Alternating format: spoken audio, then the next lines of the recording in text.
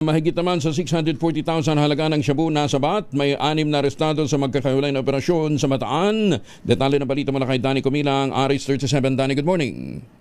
Higit sa 640,000 pesos ang halaga ng hininalang shabu na nasamsam ng Bataan Police Provincial Office sa magkakahiwalay na serye ng anti-illegal drug operation sa lalawigan ng Bataan. Sa kabuuan, 94.23 gramo ng shabu ang nakumpiska, habang 2 high-value individual HBI at 4 na street-level individual SLI ang naaresto. Pinakamalaki ang nakumpiska sa Limay, kung saan 52 gramo ng shabu na nagkakalaga ng 353,600 pesos ang nasabat mula sa 2 high-value individual. Samantalang 31 gramo ang nakumpiska sa Hermosa, 3.83 gramo sa Morong at 7.4 gramo naman sa Balanga City. Naharap ang mga sospek sa kasong paglabag sa Republic Act 9165 o ang Comprehensive Dangerous Drug Act of 2002.